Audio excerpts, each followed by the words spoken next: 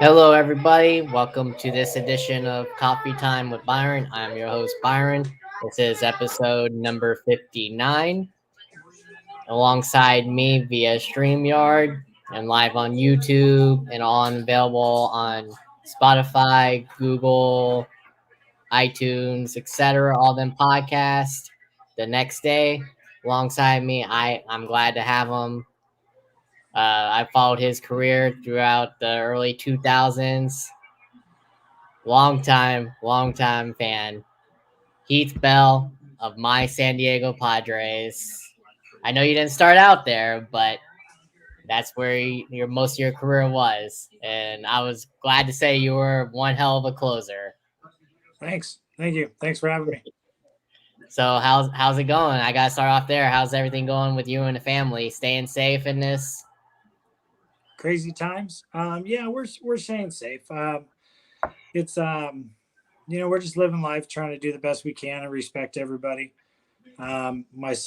He's my oldest boy's got a college scholarship to Arkansas Tech University, so that's pretty exciting. So he's got a senior year and he plays baseball. He's a big hitting first baseman. 6'4", drives the ball to right field, hits a lot of home runs for the team. So yeah, he didn't want to pitch like dad. He wanted to hit home runs, so that's fine. But yeah, everybody else doing really well, and yeah, just letting the kids grow and enjoying life. In this day and age, that's all every kid wants to do is hit the ball. Yeah, with how the game has changed. It has a little bit. Yes, it has. So has he been? I know you said he's in his senior year, right? Mm-hmm. Has he been scouted? Do you know of any teams that have scouted him yet so far? Not professionally, no, not at the moment. Just because a lot, nobody came out last year during his junior year, just because they weren't allowed.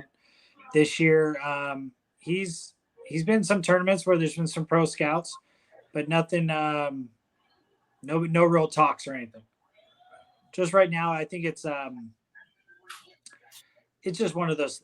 It's one of those things. Like, I'm not pushing it, so I'm not going to talk to everybody because I'm trying to let him, kind of get his own path and get, not be in the shadows of his father. Right. I think a lot of dads are kind of like pushing. I'm trying to let him do it himself and figure out what he wants to do. Yeah. And then if he gets a chance to play pro ball, then he can look back and say he did it. And yeah, I helped him, but just by like trying to coach him and stuff. But he should get all the credit, not 99% and me 1%. He should get 100% of the credit. So, it's all on him. That's what I've always told him.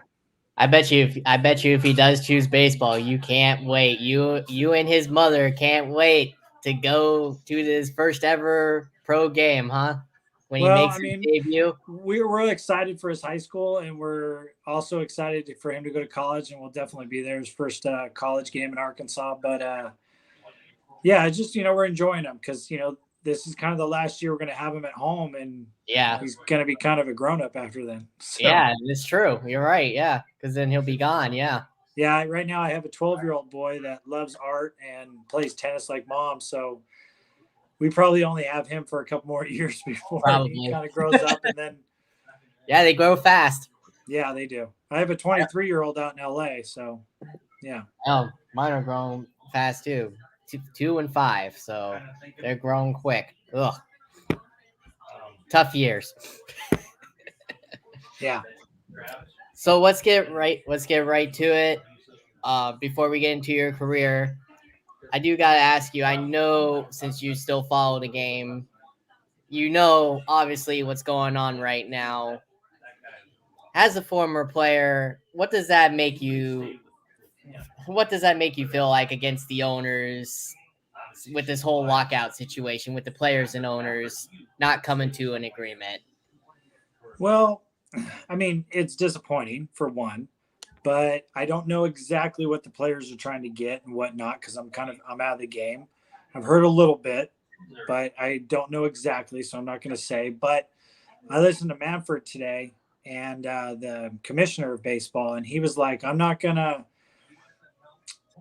I'm not going to name a one or two things that we're having negotiations with. And then he goes into talking about some of the things they're talking about negotiation. He says this is what all professional sports do. That's a lie. Right. He was talking about he seemed like a politician to me, and all politicians are liars, if you ask me. It's true. But he was talking about like, well, the players had I'm trying to think of the correct words. Basically solidified this is what we want in May. And he said they wouldn't budge since May. Okay. But there was no negotiation. No, there wasn't. And Manfred's acting like this is normal. This is okay. This is what we're doing this to put pressure on them so they will break or come.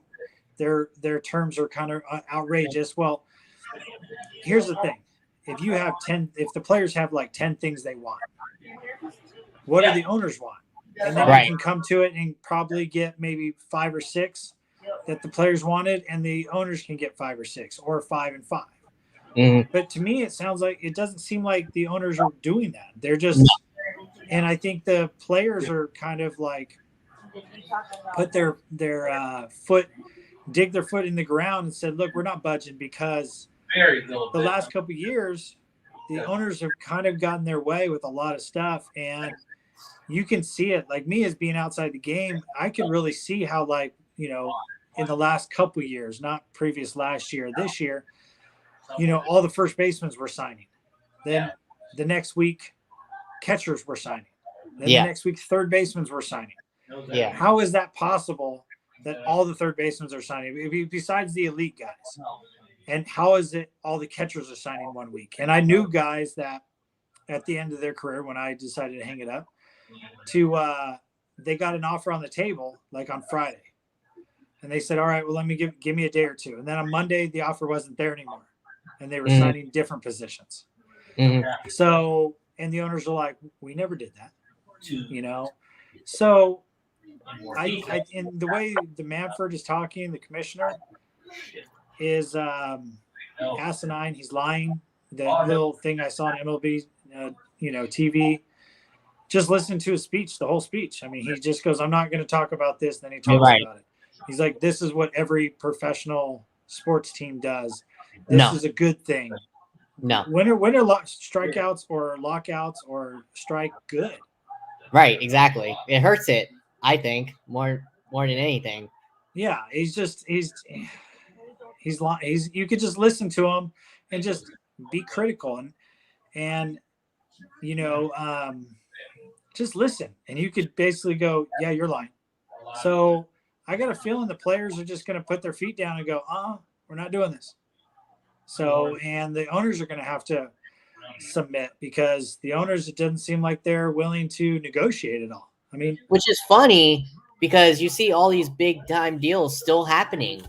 Like before this lockout started, you saw all the owners signing these big time deals, but yet you don't want to come to agreement with the players. I mean, I think the owners were signing. The teams that signed them needed players. You know, it wasn't like the Red Sox or the Dodgers, Detroit and the Mets. They needed to sign some guys. So they went and did it because I think they knew there was going to be a lockout.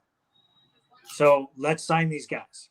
So then at least we're okay and we don't have to panic at the end because this might be a while. Instead of not like, well, this is just a lockout and we'll figure it out, come in 2 or 3 weeks. Just like Manfred said, one of the things he said, they asked him, when's the next time your guys are going to meet? And he goes, we don't have a scheduled meeting.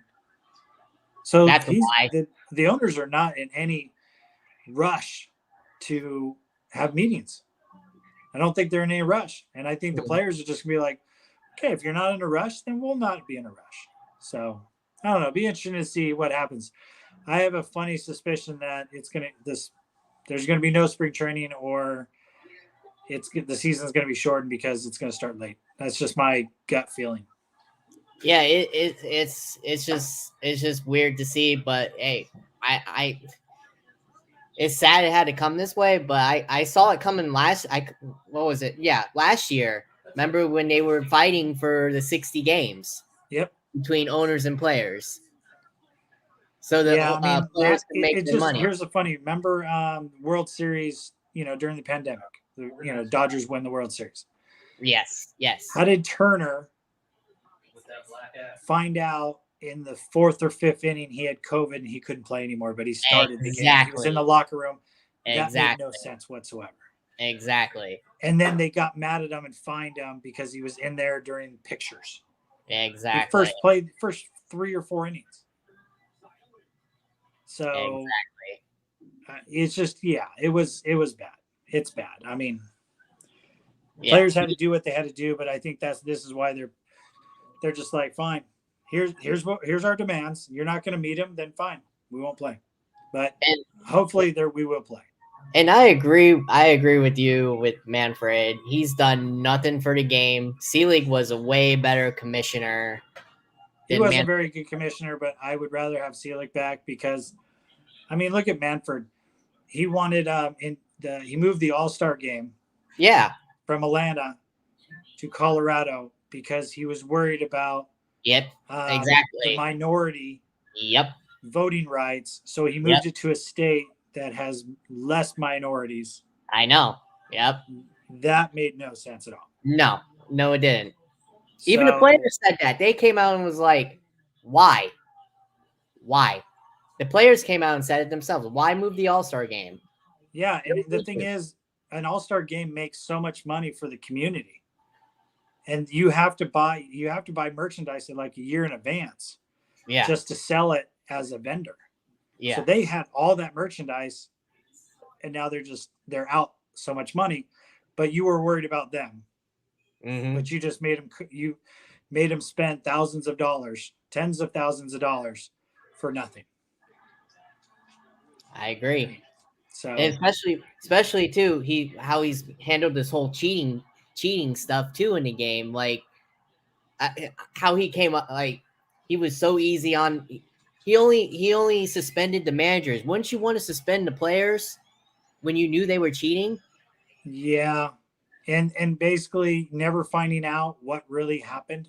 Yeah, what really happened? Yeah, Yeah, never finding out, and then funny because the Red Sox, then the other team, um, oh, it was only the video guy got canned. Like yes, yes, really, he's the culprit there. yeah. He's the culprit. Yeah, Yeah. So and yeah, it's just yeah, he's not a good commissioner. I'll no. never say he's a good commissioner. I will never say that. Seaweed was way better, and unfortunately, he passed. But We need a commissioner that what the commissioner was originally supposed to do. He was supposed to be 50% for the players, yep, 50% for the owners. and that's what Seaweed was. Seaweed No, was. Bud Selig was an owner of the Milwaukee Brewers. Yeah, but he also sided for the players too. I just think he was a little bit more. Well, after that lockout in '95 that he went through, if you remember that one.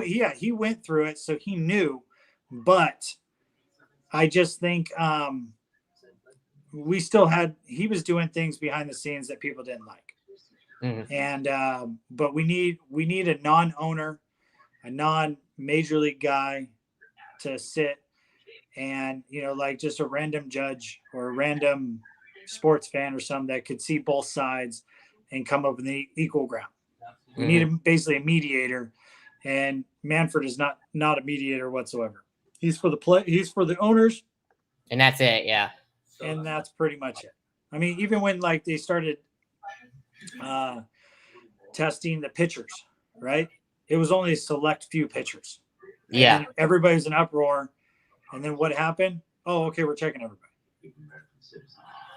So I mean, just do it right the first time. I agree. I agree for sure. But before we get back into that soon, I want to get into your pre-career. You played multiple sports in high school, and then you moved on in community college where you were an All-American. Tell us about that. Did you want to play another sport, or did you have your mindset on baseball Okay, Get so since I was a a little story about me, I guess. So when I was like 5 or 6 years old, I was at the Angel game. It was the Mhm, California Angels back in the day, mhm, and my dad would took me to the game, and I looked at him. He tells this story when he was alive. Said, "You looked at me and said, I want to play there." And he's like, "Well, when you grow up, you could possibly play there." And I said, mhm. "I want 50,000 people to cheer me or boo me." And he goes, "Son, why do you want them to boo you?" And I said, "Because I'm playing for the other team and kicking their butt. That's what happened." So then I kind of always had baseball in my heart. Always wanted to play. And then I went to high school.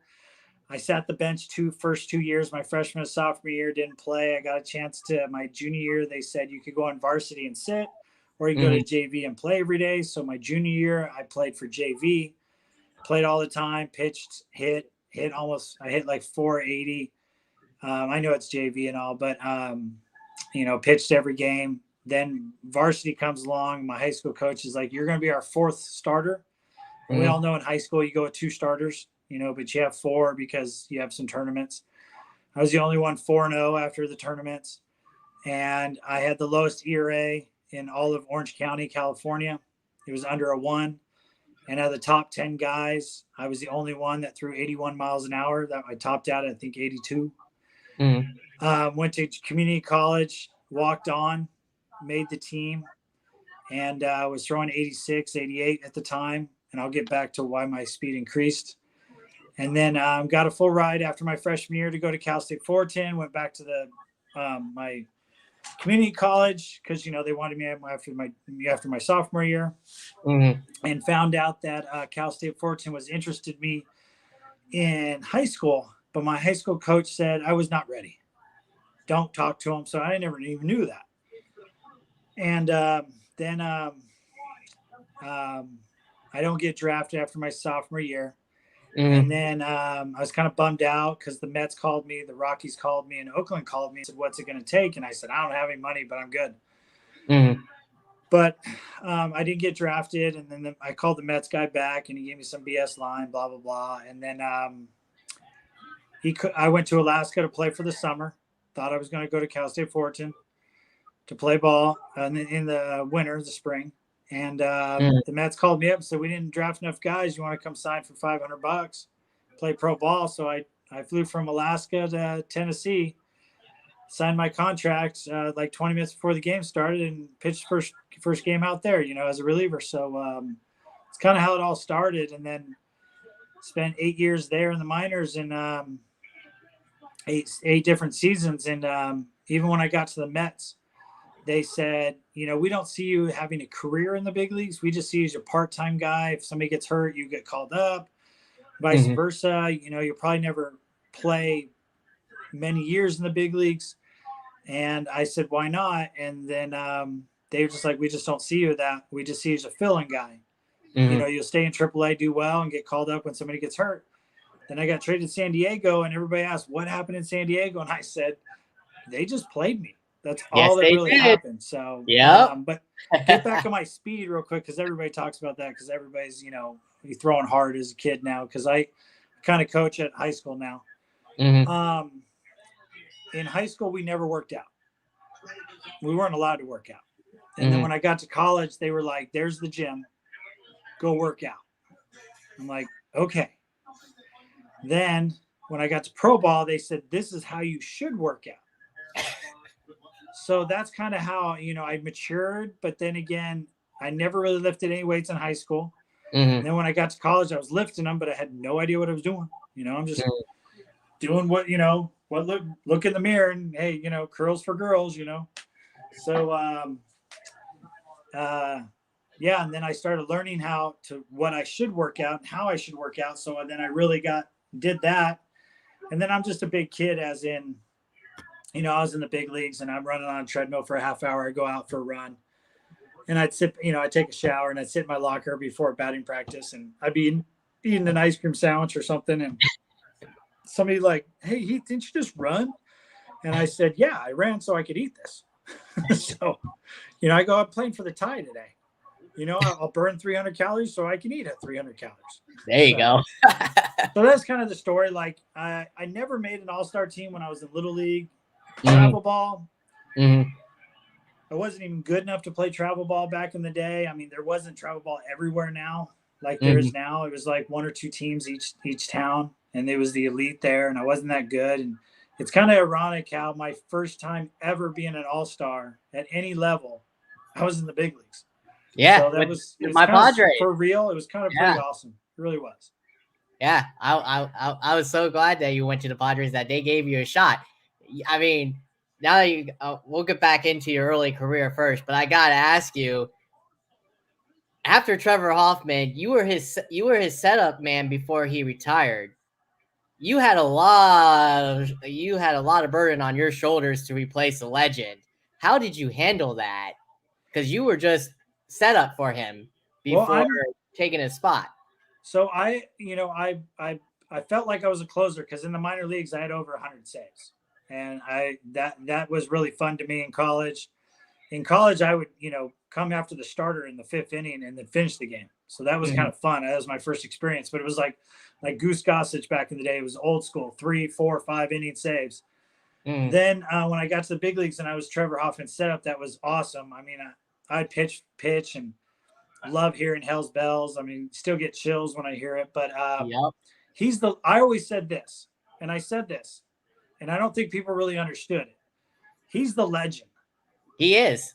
He Um, is. I'm just want to be fan friendly guy that, I always wanted to be that guy that if I was watching the game and I want to hang out with that guy, Mhm. and the legends are great, but I want to hang out with that kind of goofball, that guy that's a regular average Joe that is really good too. And that's kind of how I took myself. And this is true. I wear a size 13 shoe. Mhm. Trevor wears a size 14 shoe. Mhm. So when they said, "How do you refill his shoes?" I go, "I can't. My feet aren't as big." He wears size 14. I said, and then I always said, and this didn't get really, I mean, if social media what it was back then, I'd probably be a bigger star because all the stupid things I did and said. Uh-huh. But I said, I want to be number 2 in San Diego. Mhm. And they're like, huh? I'm like, yeah, Trevor's one. I will, even if I say 50 games per year and I played to until I was 40, Mhm. I'm still not going to get to where he is. Right, right. And so I knew that. And I was more of a realist of saying, I want to be number 2. I want to be a fan favorite. We have the legend, and then I want to be the fan favorite. And Mhm. I'm just a big kid, and like Trevor was the man. And I He said, I was. had to step up and be the man because he's not here anymore. And I know Trevor didn't like that because I was basically calling myself the man, but he wasn't there anymore. Mhm. And I said I had to step up because we have nobody anymore. Right, So it right. was me and Adrian that kind of had to step up that year, Adrian Yeah, Gonzalez, to yeah. kind of be the I remember guys. that, yeah. I remember So, that, yeah. and we still had Jake Peavy, but we had a position player guy, we had a starter guy, and then you have a reliever. Mhm. Especially when your guy is the reliever, I just stepped up and I basically did a lot of things that he did, but in a little bit different way. Like he used to have the pink backpack, and we kind of changed it into Star Wars because I'm a Star Wars fan, as you can see behind me. Oh, yeah, I see it. But I like it. yeah, even like you know the Yoda backpack, but this guy was in my locker every time. There you go. So, Yoda. but it's one of those things that I tried not to live up to him. I just tried to be the best I could be, but Mhm. telling everybody I'm not going to be as good as him. And everybody just kind of is like, you're just as good, and I'm like, no, I'm not. No, yeah. So in You're my own good. eyes, You're good, I, like you said, but not as good as Hoffman. yeah, because I didn't try to be Trevor Hoffman. I just tried to Exactly. be me, Be yourself, yeah. and knowing he's the legend and he will always be the legend, the best closer Mhm. ever in the game Right. / the Padres. I just want to be number 2, and Yeah. I'm still number 2, and it's fun to say. So everybody's like, I want to be the best. I'm kind of like, I want to be the runner up. So that I'm just a little. I guess it's not the best way to say it, but I'll say I'm a little dorky or stupid. in those aspects where I just feel like I'm a realist. I feel like I'm a regular guy that didn't, my talent was never giving up. Yeah. You know, my dad told me a story once when he was in the Marines that's always stuck with me. Mm-hmm. He didn't graduate high school and dropped out, went in the Marines. It's another story for another day. But he said in boot camp, they brought a marathon runner in. And he goes, I was in the best shape of my life at 18. Mm-hmm. And they were running up from sunup to sundown. And drill sergeant was basically, back then, the drill sergeant could beat you. You know, like he could punch you in the face. Now they can't touch you. They can't even breathe on you. But I think that's wrong. But anyway, so what he did is he's just, my dad told himself, he goes, I'm not going to stop. I don't care how much pain I have. I'm not going to stop. Mm-hmm. And he said by noon, and they didn't eat chow, they didn't eat breakfast, all that until everybody was, you know, basically dropped out. They just wanted everybody to drop out. And my dad was the last one from sunup to sundown. And he goes, I was in pain, but I just kept telling myself, I don't care how fast I am, how slow I am. I'm not going to stop. I'm not going to stop. I'm just going to stay with this guy. And he also didn't want to get beat up from the drill sergeant too, but a little motivation. But it was one of those things that you just, mind is the most powerful thing, where if you just tell yourself you can do it, you can do it. Because we always have flaws. I'm not good enough. I can't do this. I can't do that. I don't have time. I don't have this. We always make excuses. But if you really want to do something, you can do it. And I guess I'm a testimony to that. Even to this day, my wife thinks, she goes, you're getting old. And we can all see the gray and stuff. But I just said, no, I'm not. You know, my heart, my mind is still, I'm still like 22. Yeah. So I know I'm slower. I know I don't flex as much, but like just a month ago, I played in a men's baseball league. There you go. There you go. And it was funny. I didn't tell anybody who I was. Because I moved out to Texas so my son could play during this pandemic thing. And nobody knew who I was. And then the head guy that, don't you just love that though? When nobody, don't you love that though? When nobody knows who you are? Yeah, it was nice.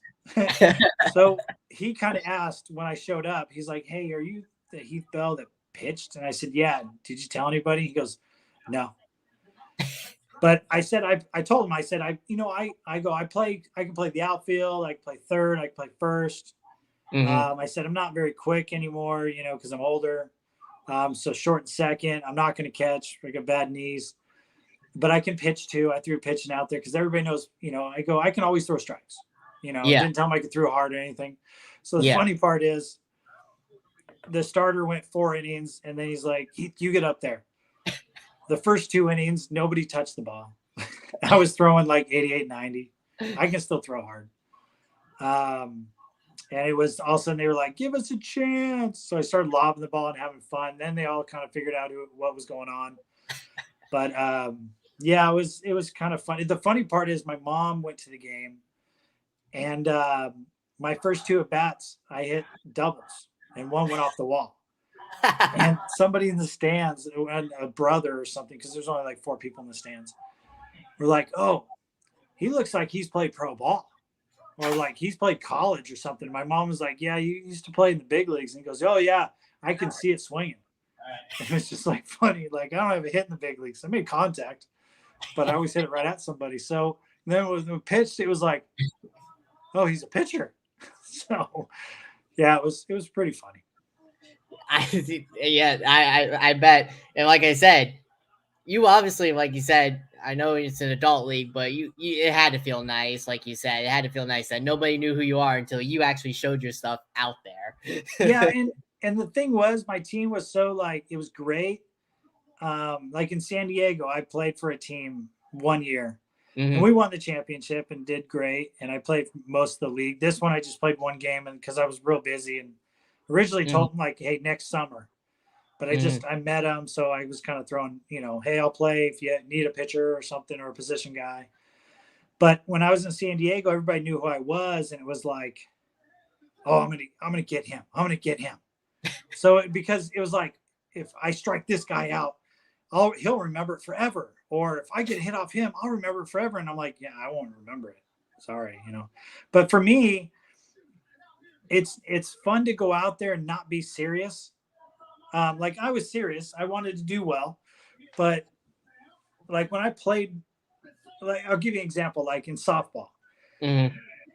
I'll play softball from occasionally from time to time. Guys slide and go Right. like balls out. Right. I'll hit the ball and I'll look at it. I'll catch myself, run, idiot, because I'm just standing there watching myself. I'm like, oh, okay, running. Like people hit doubles, and I'm like, I hit a single. You could probably got a double. I'm like, I like where my hamstrings are, you know. Um, so it's for me, it's just pure fun. Where they're like, they wait all week to play. Where I'm like, it's something to do, and I'm actually really good at it. So I just show up, and I'm pretty good. And I'm not like I know I need to probably lose a couple of pounds. That's another reason why I'm trying to play a little bit more, just so I Stay in can be shape. active. Yeah, stay in I mean, shape. I'm always at my kids' games and I'm sitting in the stands drinking or eating. So There you go. So back to the Star Wars real quick, because this intrigues me. You, as I'm a big Star Wars fan myself, and you said you kept your Star Wars near your locker. Did you ever get any of the guys to watch Star Wars with you in the locker room? Did you ever have a chance to? you know, um, I put it on once or twice, and then I left the room to go. Because I always got to the field early, Mm-hmm. and I would put it on. And I'm telling you, both times I put it on, I ended up going get some food, or the trainer was I was going to get stretched out or something. Came back, it wasn't on anymore. So, um, yeah. So then it was just it was one of those things when I play with David Eckstein, because Eckstein's wife is big Star Wars and she does a lot Uh-huh. of stuff. And Uh-huh. um, I remember him and I think we watched it once or twice, but it wasn't like here's the thing, you kind of had to have the CDs or DVDs back then, or VHS tapes. It wasn't you didn't stream everything online. I mean, everything wasn't right here. Right. We didn't have gadgets. Right. Like basically you don't need a TV anymore. You just need your phone. Right. So Streaming. Yep. like my daughter doesn't even have TV or anything. She just streams everything on her laptop or her phone. So I mean, it's kind of crazy now.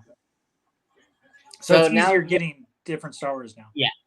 So like you say, you got your first call up with the Mets. That's who gave you your first opportunity. I remember that because like I said, I followed your career. I do remember that when you debuted. Take us through that debut. Who called you, and did you know you were going to be debuting in that game, your first ever Okay, game? so here's a story. So I'm in AAA, Norfolk, Virginia, but I'm in Charlotte, South Carolina, Mm-hmm. and we're playing them. And it was a Sunday game, but it was a businessman special or something. So we played at 10 o'clock. Mm-hmm. The Olympics was going on in '04. 15 guys already got called up. Mm-hmm. I haven't been called up. I've been in AAA for a couple years now, just kind of getting miserable. Mm-hmm. Tried to go to Japan twice. Mets wouldn't sell me, and because they had to sell my rights, and I was going to Mm-hmm. make $1 million over there. So I was like, and I'm making like 10,000 for 10 to 12,000 for the year. Mm-hmm. So I'm like, and I have 3 kids, and I'm like, I can't get sold. I'm going to be a free agent after this year. I just can't wait for this year to be up, and then I can go be a minor league free agent or go to Japan and make some money or blah blah blah. Right. So I'm in my hotel room, just chilling out, maybe watching the Olympics, dozing off. I had my flip phone, but I don't know if it was on vibrate or I remember whatever. those Yeah, flip phones. and remember the razors? They were like this big. Yep. Now Yep. now all our phones are like this. It's funny how the phone went really big to really thin to now we're Yep. it's Now like we're big walking again. around with a TV. But anyway, so I was in my room, and the room phone rings, and it was my trainer, and he says, "Hey, the coaches need you. You're going to the big leagues." And I went, Mm-hmm. "Bullshit," because we used to play pranks on each other and stuff. And he goes, Mm-hmm. "No, seriously." So I go down the elevator. I'm like, "Crap!" So I go down the elevator. It's probably like 8 o'clock or something like that. Mm-hmm. Get out of the elevator, like peek around to the lobby, thinking that there's gonna be a group of guys laughing because it was hard to get me. Mm-hmm. And the 4 coaches are just sitting down there, having a drink, waving me over. And I'm like, huh? So I walk over and he goes, hey, the clubby's bringing all your stuff. Congratulations, you're going to the big leagues. And I'm like, okay. Like, kind of like half smiling, half shocked.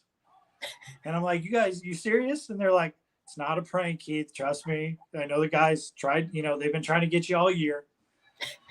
And so I called my wife that was in Florida, called my parents that were in California. They got a flight. I flew out that morning on the next morning, Monday, first thing out.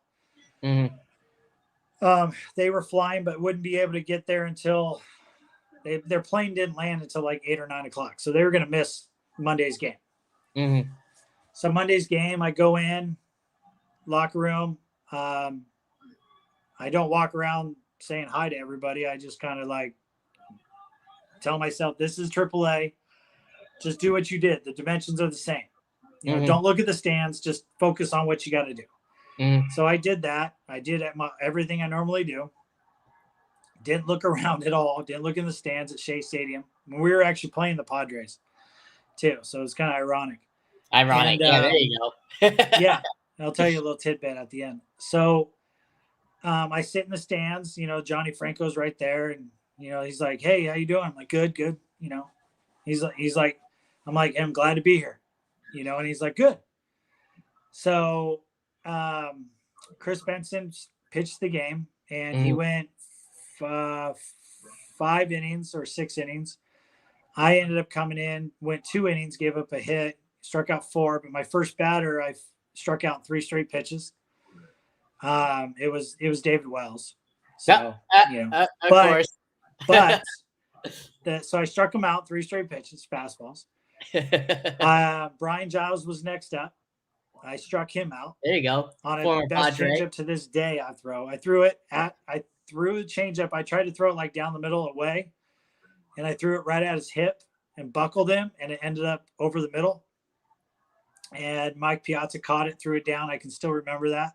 So that was my first official strikeout. Came in and they said, hey, you feel good? And I was like, yeah. They're like, go back out. Phil Nevin got a hit off me next inning, but ended up striking 2 more guys out. Didn't give a run, came in. And somebody goes, hey, was that your first time ever in the big? And I go, yeah. And he goes, well, why didn't you throw your strikeout ball over? I go, I didn't want to act like a rookie. So after the game, shower up, do my thing, meet my wife and, family, because they went from the airport, and Shea Stadium's right next to the airport. So I, got to meet them right after the game, just waited a little bit. They didn't get to see me play at all. We went out to dinner. I don't know where. It was all kind of blur. The next day I go to the yard, go to batting practice. At the end of batting practice, they told me hey, coach, the manager wants to see you, Art Howe.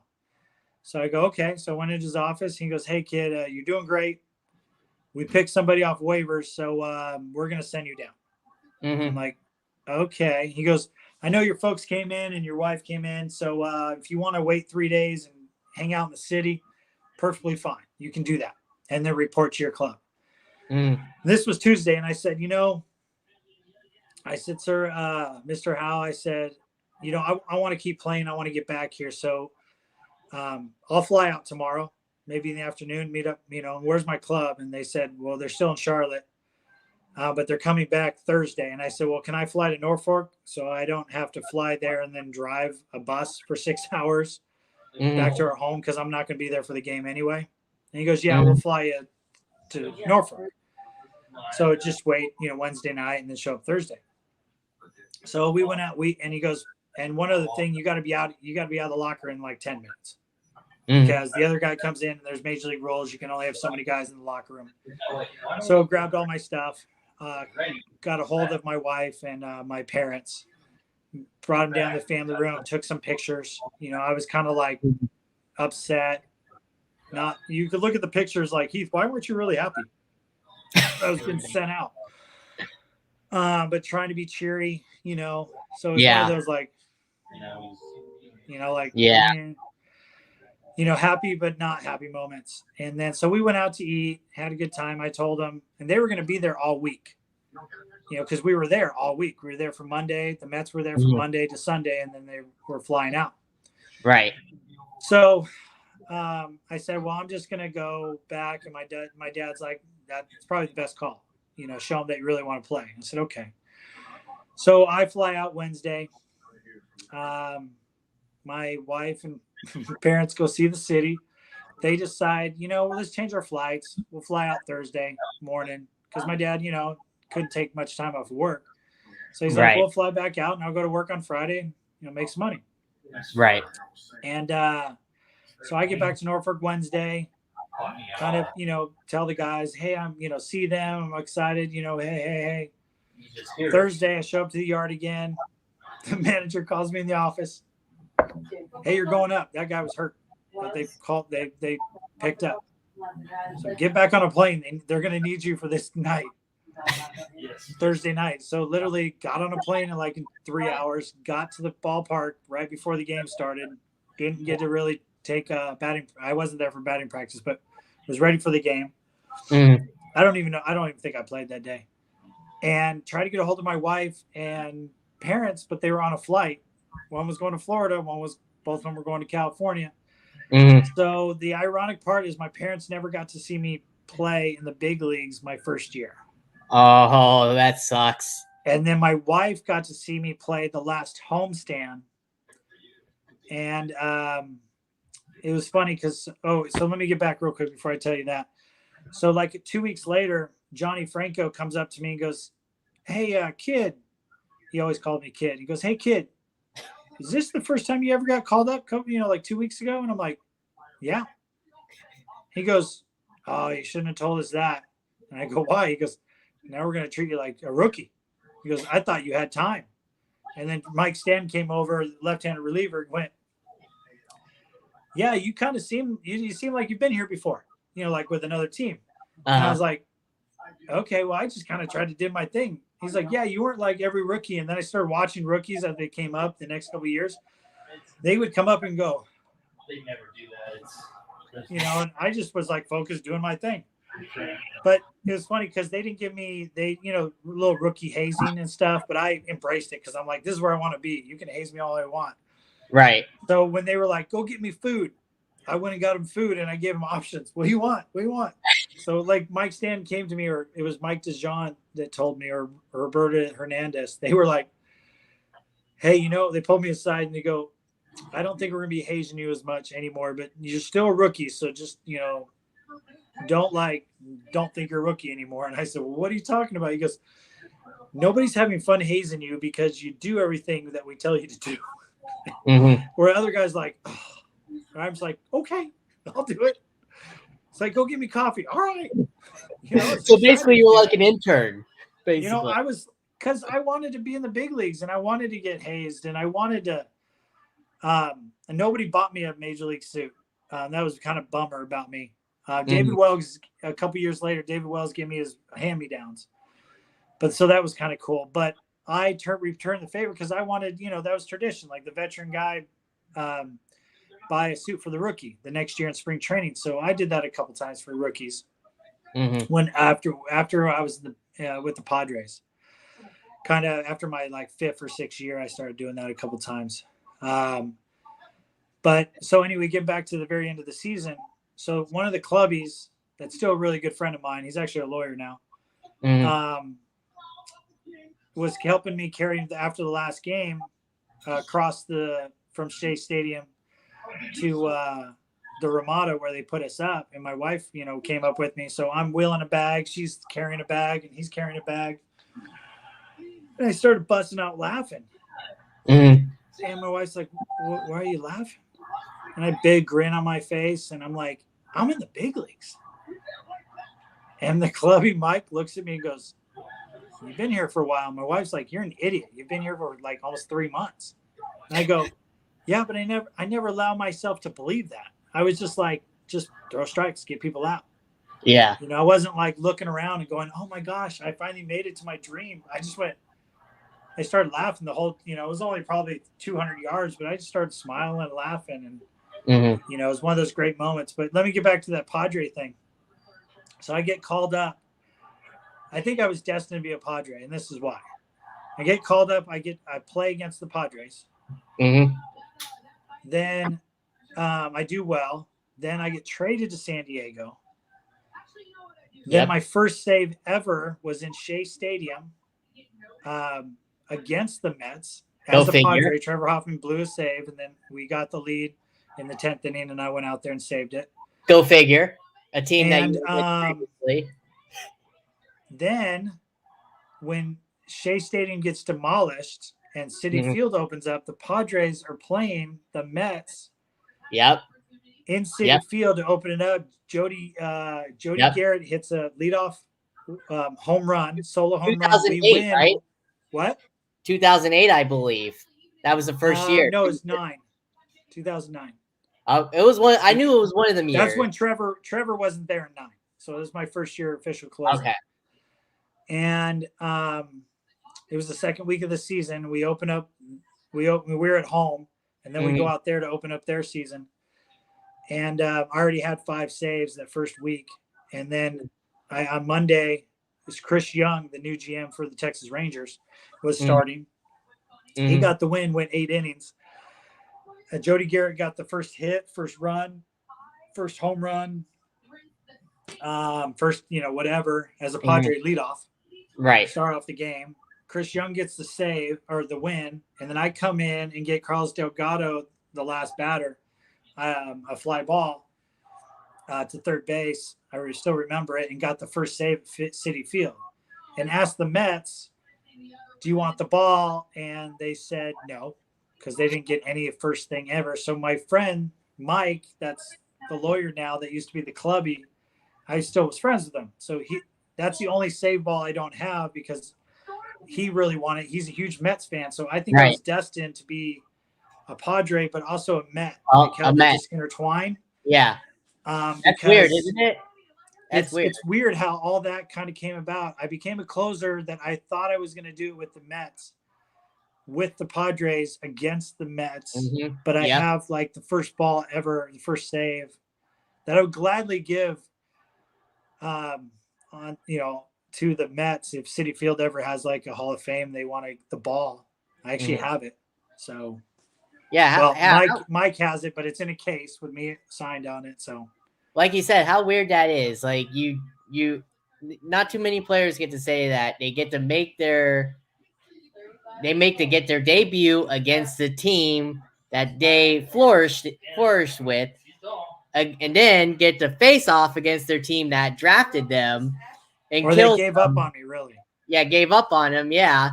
At their new stadium. Like, not many people can say that, but you can. I mean, that's amazing. It's interesting because, like, a couple years ago, a reporter did an interview with me. There's the weird stats in baseball because, like, I have the best ERA in Colorado with anybody with 25 or more innings. I never knew that until he told me that. I would have never known that either, because that. And I'm like, and I threw like 27 innings, but never gave up a double or a home run. That's weird, because Coolers is a hitter's ballpark. Yeah, and I just said, well, some veteran guys told me how to pitch there. That, try not to throw your breaking balls as hard, throw fastballs more, and things will break, but you have to throw it like everything has to be below the waist. It'll break if you throw it below the waist, but if you throw it above the waist, it won't break. So I always made sure I had to do that there. And it was, and then when I pitched against the Rockies away from Coolers Field, I would pitch them totally different. So maybe but it's funny because like Todd Helton hit 460 off me and our careers facing each other. I did strike him out in my last outing, that I faced him, but I guess they were all singles. There you go. Yeah. So, I mean, I got that going for me. So now I got to ask you, since you were a part of some great Padres teams, I know, because growing up, I was a Padre fan beginning with the Tony Gwynn days in '98. You were after that, those days. I was born in San Diego. Right. Exactly. So you were with some good teams. Adrian Gonzalez, who is another favorite player of mine. I want to have him on sometime. I've been trying to reach out to him. No contact. I hope to eventually get him on here. But you were part of great teams. You had Giles, you had Young, Peavy. You of course you said Eckstein. You had Garrett. You had who's the names? Greg Maddox, Greg, David yeah, Greg Wells, Sean Maddox. Estes, Yep, Sean Estes. Khalil Green, Yep, Kevin Real Kuzmanoff. Green.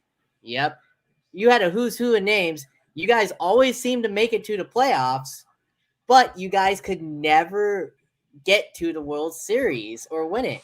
What do you think stopped you guys along the way? Was it pitching, hitting? Was it other good teams? What was the issue? I really think my gut says we pitched the wrong people because we never scored very much. And Mm-hmm. occasionally we would just, like I remember like in 07, we played the 1-game playoff against the Rockies. Yep, Jake I remember Peavy was our that. Cy Young winner. Yep, He was going to win the Cy Young that year. But yep, Chris Young was like runner up. yep, He had better numbers in Colorado. But we chose to go with Jake. And it was Chris Young's day to pitch. yep. So we should have pitched Chris, CY, but we didn't. And I mean, Trevor, gave up, 2 or 3 runs that game, 3 runs, and we lost. But Yep. Matt Holliday still hasn't touched home plate. But anyway, Yep. but here's the thing. I just think we just put the wrong guy at the wrong time. Like, I'll give you an example. Brett Tomko is a good friend of mine, but Jake Peavy should have pitched the last game in Milwaukee. If we would have won it, we wouldn't have that 1-game playoff. Right, you guys wouldn't have. Yeah, exactly. But they chose to rest him and start Brett, and he ended up giving up like 8 runs in the first 2 innings. But and we lost that game. But it was just little things like that. Like, if we would just stayed the way we were playing and not change things, I think we would have done well. Mm-hmm. We changed things to be like, okay, let's do it this way. And then it backfired on us. And I really think that's what happened. Khalil Green's hitting really hot. So he's our, 7-hole hitter. Well, let's put him in the fifth hole. And he didn't hit it all. Just keep it the way we were doing it. Right. And I think we just tried to like, hey, maybe overcoach, or, I mean, at the time it seemed great. I wasn't questioning it. But looking back, I think we just overcoached it or overanalyzed it instead of, hey, this is the way it works for us. Let's just keep working. Like our best hitters in the 8th hole. Let's keep them there. For some reason, it's working. Right. We tried to move guys up and like, okay, let's do this, or let's give some guys some rest right before, and they got out of rhythm. And I think we were all about rhythm, all about. You think so? Just it kind of worked, and then as soon as okay, let's rest because we're going to the playoffs, so let's do this. It makes sense. And looking back, going, we should have just stayed the same. It was, the rhythm was going. Why did we miss a beat just because to give rest? Because that's what everybody else does. So I really think that's all that happened. Now, do you think that was a coaching issue, or do you think that was from the higher ups with the game of analytics? Well, I think back then it was probably a coaching issue. I don't think higher up did very much, but I don't know. I'm not in those meetings. But like I said, I think the players at the time, we all agreed with it. We were all like, we didn't think like anything of it. We're like, no, that makes sense. But then afterwards, you're like, yeah, we shouldn't have changed it. So, everything we did kind of worked. And then it was like, okay, let's do this. Okay, it'll work. And it didn't. It was like, oh. So it's a little frustrating, but, it is what it is. Now, like you said, that 1-game playoff, I hate to bring this up again because I hated it as a fan. I watched it. I know you were there, obviously. You were in the dugout. But what exactly happened? I mean, what exactly happened at the home plate? You guys were on the way to winning the game, and that play happened. Take us through that. Okay, so I came in, pitched 3 innings. Then we hit, who was it? Scott Hairston or somebody hit a 2-run home run. Yeah, Hairston. And Scott, he did. So then, we're like, oh, we're winning this. Trevor's, and I'm flipping out going, we're winning. And the first guy hits a double. And we're like, it's fine. We're up by 2. We're up by 2. Next guy hits a double. They score. It's all right. Then they hit a triple. And it was like, and they tied, scores tied. And it's like, crap. And then a fly ball to right. And then Brian catches it. Giles throws it home to Bennett. Bennett catches it, but like as he tags it, the ball comes out. So we were like, we got him. Oh, and we saw the ball and our heads kind of went down. But then later on, we noticed he never touched plate, but we were already in the locker room. Because that's what I saw too. I saw it too at home, and it was just kind of like after the triple, it was double, triple. Like it was hard to breathe. You kind of knew we were going to lose, but you just didn't believe it. Mm-hmm. One of those like, no way this is just happening. No, this just can't be happening. And I'm telling you, it was really hard for me to watch the playoffs that year. It was for me too that year because I knew you guys could have gone deep that year. I think we were the only team that could have beat the Red Sox that year because we had 19 games where we shut out the other team. We had 22 games where we won one. We only got one hit. We had 22 games where we only had one hit and we won the game. I agree because no offense to the Rockies. They just got hot at the end. They just got hot. Yeah. They got hot. They just got hot. They got hot. And then the Rockies ran through everybody in the playoffs and then had like a week off because the Red Sox I forget who they were playing because they went to Game 7. Yeah. In the American League Championship. And they got out of rhythm. And the Red Sox just mowed them over. But I think we had a pitching staff that year that nobody could beat, but we didn't have much of an offense because we were like, if you score one run, we're going to win. Yeah. All Padres had to do, because our bullpen was so good that year. Even Greg Maddux used to say, man, if we score one, I know I only have to throw 5 innings because you guys are going to finish the game. Like we'll win, guaranteed. Yeah. So, and that's how it was that year. That's how it was. It was a fun, exciting year. It was kind of like my coming out party. So, the thing is, we traded for Scott Linebrink, and I took over his job. But maybe we should have kept Scott Linebrink. But then again, we got Joe Thatcher, and he did great too. So yeah, he did. We needed that lefty. We didn't have a lefty in the bullpen at the time. So, but all our righties got every lefty out. So I don't know. Maybe management thought too much there. But anyway. That's who's who, but it's just tough to look back at it because, like I said, you guys had. Yeah, you're bringing up bad memories. This isn't good. Yeah. sorry.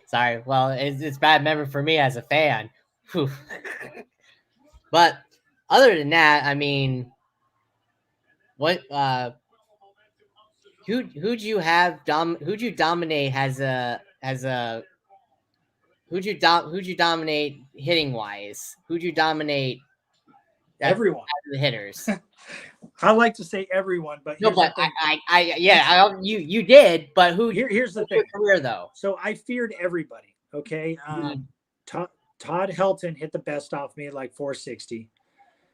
Ichiro, I think I got him out once out of 3 at bats. You know who? Okay, so there's 2 guys. Tulowitzki, one of the best hitters I've ever seen. He got 1 hit off me, and I remember this because, and this is I probably jinxed myself, but he I heard he was 0 for 18 off me, and I was like, "What? Man, I thought he got hit off me." So I was like, "Wow!" And then I faced him, and then he got a hit that day. So I think he's 1 for 20 off me. But Matt Holliday, that is one of the best pure hitters I've ever seen. The scary thing is, and I never told Matt this, so if he hears this, Matt, I'm sorry.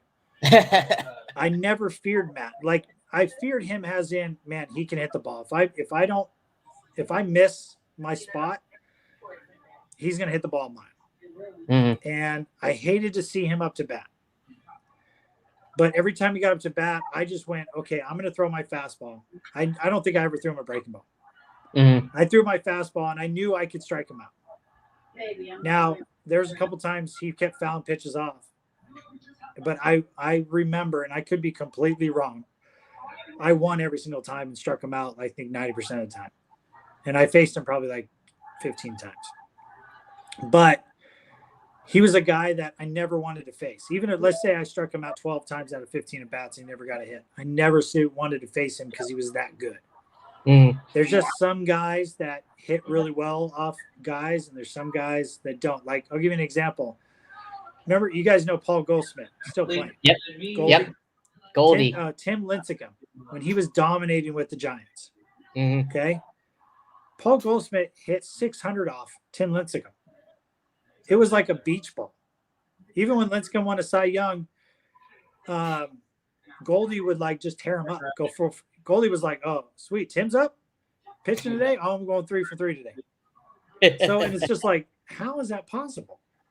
So, some guys just see other guys, and I feared every batter. Everybody's like, who's the scariest guy? And I'm like, everyone. Mm-hmm. And when I can say now, since I'm retired, like, oh, I dominate everyone. But when you would never hear me say that when I was playing, I would never say, oh, I dominate everybody. I knew I did really well against the Dodgers. Everybody in the West, I kind of like dominated against, but I never told anybody that. And I never told myself that while I was playing. Just because I respected everybody and feared everybody. And I think that's what made me so good. I didn't go, oh, this is a kid just got called up. I'd be like, oh, this is their top prospect. I'm going to get him out. You know, so, yeah, it just, I guess that's probably the best answer I could give you. I dominated a few guys, but some guys owned me. And, but yeah, I feared every batter. So therefore I would never give in to anybody. So what was I know you mainly got your strikeouts on the fastball, obviously, because you threw hard, but what was your pitching repertoire like? Okay. So I threw a fastball and a curveball, and I could throw my fastball to cut it so it would sink into a righty, or it would sink into a righty. And then later in my career, I learned to cut it into a lefty. And then I threw a curveball that I threw slow, and it was more of a curveball. And then when I threw it hard, everybody thought it was a slider, but it was the same pitch. I just threw one slow, one hard. And then I threw a changeup, but Darrell Ackerfeld, he passed away with cancer, God rest his soul, but he was our pitching coach, our bullpen coach. And he asked me once, he was like, I threw a changeup. And the next day he's like, hey, Heater, how many changeups do you throw? I'm like, it was like in September. I'm like, I don't know. I don't throw that many. And he goes, you threw 4 this year. And I said, really? And he goes, it was kind of interesting. So I looked it up the previous year. You threw 4 the year before. So for 2 straight years, I only threw 4 changeups the whole season. And then the next year, he goes, I'm going to keep track. I totally forgot about this the next year. September comes along the last week, and he goes, you're not allowed to throw any changeups anymore. And I said, why? Do they hit changeups? And he goes, no, you've thrown 4. This will be 3 straight years with 4. So that was kind of funny. But, yeah, I just kind of – my biggest weapon I thought was control. I would throw, like, first pitch curveball because, you know, I figured every batter's looking for a fastball. Even throw a curveball. A lot of guys don't like to swing first pitch curveball. And even if it's, like, kind of a hanger, they just don't like swinging it. So I would throw that pitch. And then full count, they all think I'm going to throw a fastball, and I throw a curveball, and they just look at it. So I tried to pitch like Greg Maddux, but I was throwing in the upper 90s and occasionally hitting 100. So, but my average speed my first 5 years of playing was 93.9. I saw this stat later on. And my last 5 years was 93.3. So my average speed never deteriorated. But I was that pitcher that would throw 92, 97, 93, 91, 95, because I tried to mix up fastballs. and it wasn't always cutting it, moving it, throwing straight. Because I majority of the time threw the balls, straight. Because I always said I could hit a fly's ass if he was in the strike zone. Because I was that good, I thought. And if I was trying to get the ball to move, it wouldn't move exactly where I wanted it all the time. So I'd rather take control, pinpoint control, than movement. And most pitching coaches says that's wrong, but we could argue. But Greg Max used to say, "Hey kid, do you try to throw the ball as hard as you can every time?" I go, "Well, yes, but I tried to mix the speeds up, so no." And he said, "Good, because if you just throw 98, 98, 98, they'll eventually catch up to you and just hit you. But if you throw 94, 95, 98, 91, even if they know fastball's coming, they're not going to catch you because they'll be either out in front or behind, and you can get them that way, even if you're throwing one pitch." So, and I think that's what. So I was trying to pitch, even though I threw really hard, where most closers aren't pitching; they're just out there throwing really hard, and I was trying to pitch. Mm-hmm. So, because my whole life I never threw hard until I got into pro ball, like my third year of pro ball. I went from throwing 88, 90, occasionally hitting, 86 to 88, occasionally hitting 90. Come back one year throwing 96 to 90, 99. So, and that was just a lot of hard work. Yeah. So a couple more questions before I let you go. You after the Padres, you went to 3 different teams. The Marlins, the Nationals, and where I'm from, the Tampa Bay Rays. What was your experience like with those 3 teams? I know they didn't last long. Well, here's the thing: is did you enjoy it? I enjoyed it, meeting the guys and this and that.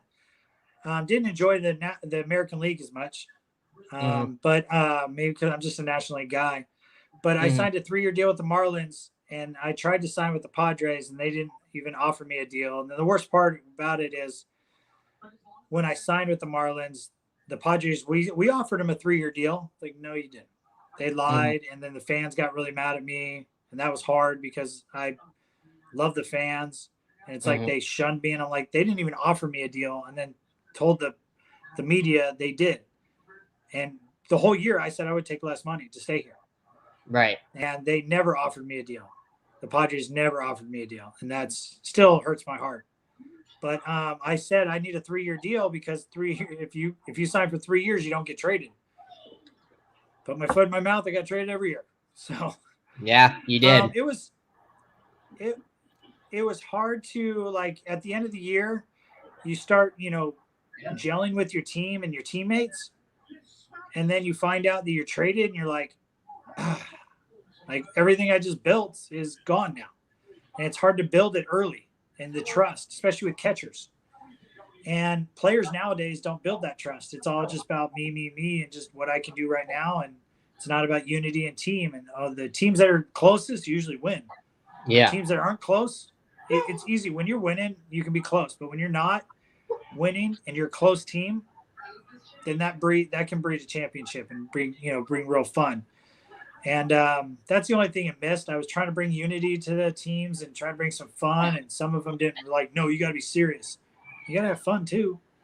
So it was hard to, because I'm a guy that likes to have fun, but when I'm playing, I'm probably the most serious guy on the field.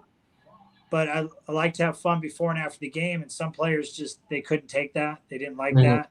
So it was kind of hard. They just didn't know, am I really joking around? Am I being serious? Am I not being serious? So that was probably the hardest part, but I enjoyed being with those guys and those organizations, and those are great organizations too. It just, yeah. And then I had opportunities to play after that, and then, but I hung it up, and because my son wanted me home, because he was hitting well in Little League when I was there, and then I left for spring training my last year, and during spring training, I was with Washington again, and halfway through spring, my son's like, I was hitting better when you were at home. And I just okay, I played 11 years. It's, if I keep playing, I'm going to be really selfish. It's time for me to come home. And it was hard for me to come home, right? But I did it for my family and my kids. And, hopefully my kid takes off and can live out his dream as being a Major League Baseball hitter. And then I know I can look back and say I made the right decision. Yeah. Looking at your stats, I guess because I'm biased, I don't know. Because I'm a big fan of yours. I think you deserve to be in the Hall of Fame. Okay, let me put it this You way. think so? I got on the Hall of Fame ballot, and that was the coolest thing ever for me because I never thought I would be in the Hall of Fame. Because they Mm-hmm. always said you have to dominate for 8 years in a Mm-hmm. 10-year span. I dominated for 5. Mm-hmm. So I just got short. But I told a bunch of radio stations and stuff, if I get one vote for the Hall of Fame, I'll throw a party in San Diego, like a huge party. I don't know where it would be. Nobody voted for me. And then I met some guys that I knew that had votes that I didn't know had votes. And they go, dude, I would have voted for you, writers. And I was like, well, I was on the radio for like 3 weeks saying if I get one vote, and they're like, where are you going to have this party? I'm like, I don't know, but I will throw a party one weekend, a big bash. And if you happen to be there, it's on me. But I didn't get one vote. I think one of the best honors I would have and I would love is being in the Padres Hall of Fame. I mean, I am number 2. You So, are. You should be. Shame you and haven't been in that's there what yet. that's being the Hall of Fame. Those are awesome. I never thought I'd be an all-star. I never thought I'd even be on the Hall of Fame ballot. So Yeah. I still have the Hall of Fame ballot piece of paper, the envelope they sent me. But that's one of the coolest things. One of my greatest achievements, I think, of my life, just being on the ballot. Because there's a lot of guys I played with that I thought were really good and never got on the ballot. Mm-hmm. So that's just a huge honor to me. But I think the real likely thing is to probably be in the Padres Hall of Fame. It's kind of like Trevor Hoffman's a legend. He's the Hall of Famer. Let me be over in this little Hall of Fame, You the will team be. Hall of It's Fame. a shame you haven't been yet. You've been far enough retired. You should be. Well, hopefully, get rid of the pandemic and this lockout. Maybe they'll nominate me, or maybe I'll get put in the next year or two.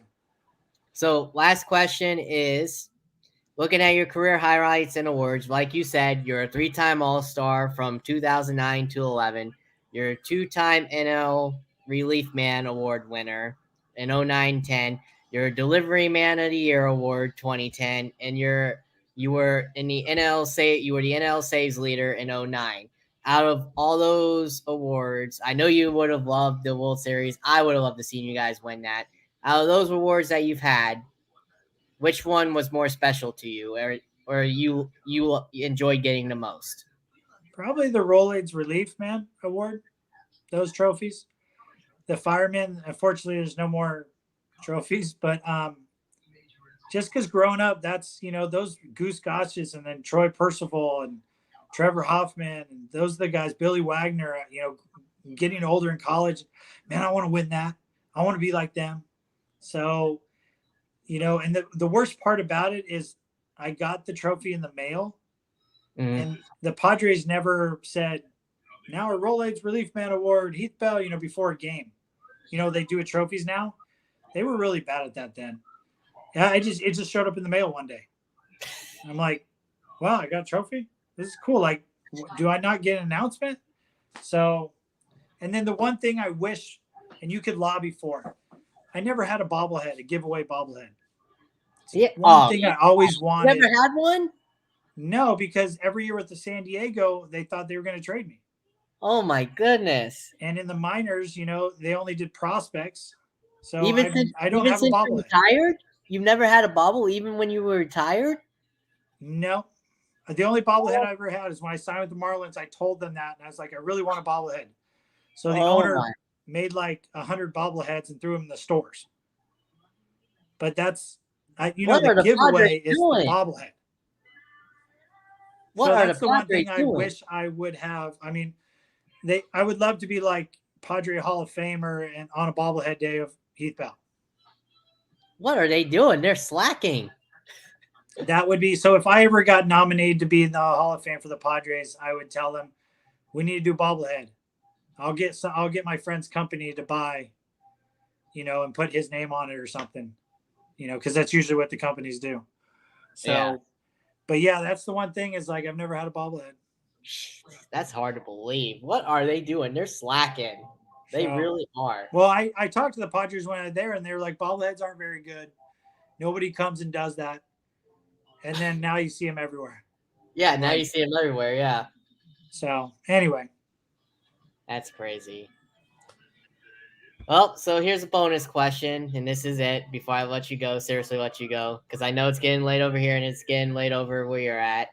Um, the bonus question is: out of all the players you played for and against,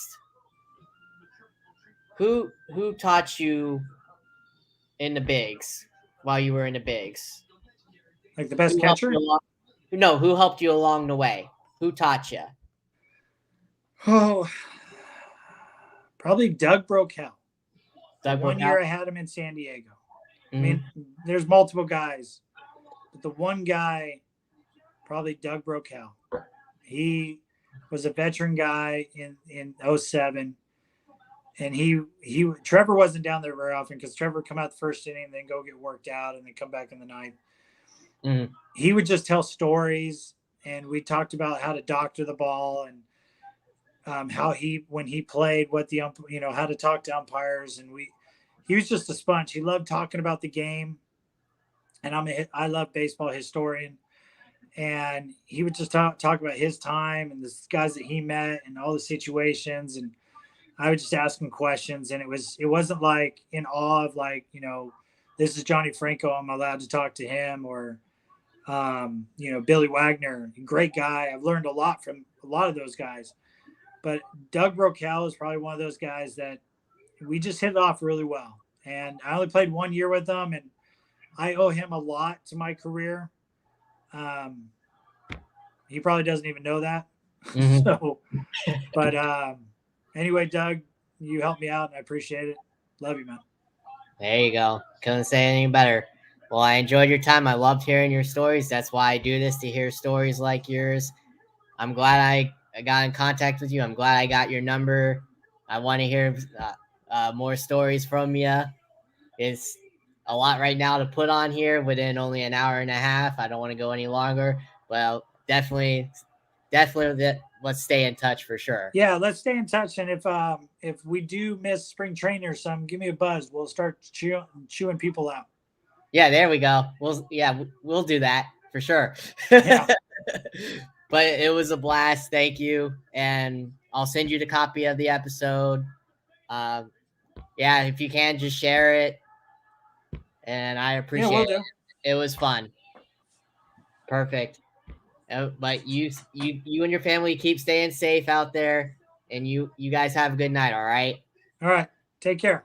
You too. All right. Bye. Bye.